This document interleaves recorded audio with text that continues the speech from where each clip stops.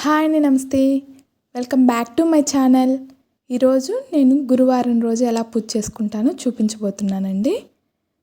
ముందుగా పటాలన్నీ తీసేసుకొని పేపర్ మీద పెట్టుకుంటానండి. తర్వాత క్లీన్ వాటర్ తీసుకొని దాంట్లో కొంచెం పసుపు వేసుకుంటాను. ఇప్పుడు మహాలక్ష్మికి చిన్న గాజులు, చిట్టి గాజులు మాల వేసుకుంటాను కదండి, అవన్నీ పసుపు నీళ్ళల్లో శుభ్రం చేసుకుంటాను. ఇది వచ్చేసరికి శివుడి పటానికి వేస్తానండి. దాన్ని కూడా పసుపులో క్లీన్ చేసుకుంటున్నాను.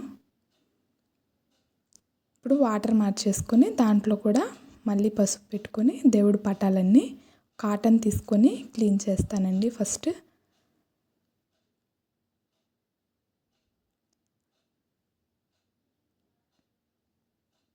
తర్వాత ఒక పొడి బట్ట తీసుకొని మళ్ళీ క్లీన్గా తుడిచేస్తానండి ఆ తడిని.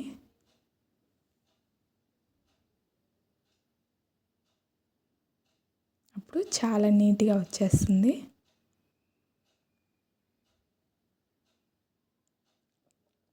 అన్ని పటాలు అలానే తుడిచేస్తాను.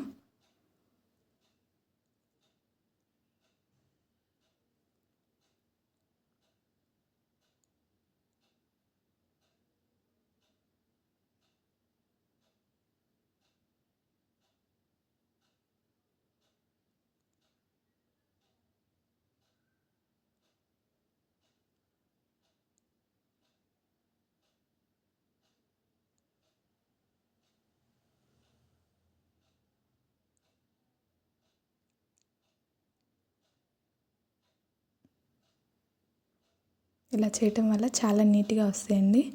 ఇప్పుడు ఒక తడి క్లాత్ తీసుకొని పూజా మందిరాన్ని కూడా శుభ్రం చేసుకుంటాను ఫస్ట్.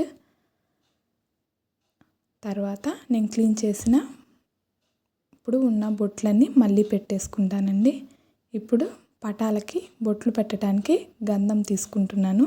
గంధంలో నేను పూజకు వాడే పన్నీర్ని వేస్తానండి. అప్పుడు మంచి సువాసన వస్తుంది.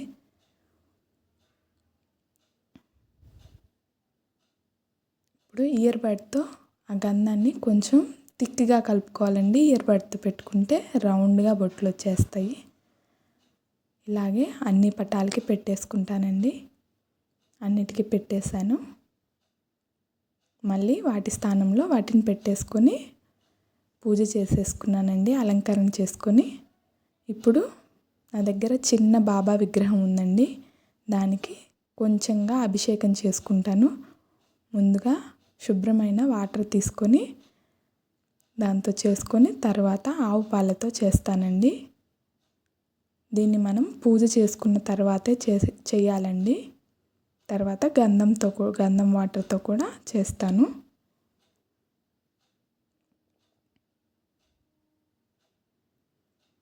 ఇప్పుడు మళ్ళీ ఆ విగ్రహాన్ని తీసి మళ్ళీ శుభ్రంగా కడుక్కొని దానికి గంధం బొట్లు, కుంకుమ బొట్లు పెట్టుకొని అలంకరణ చేసుకోవాలండి.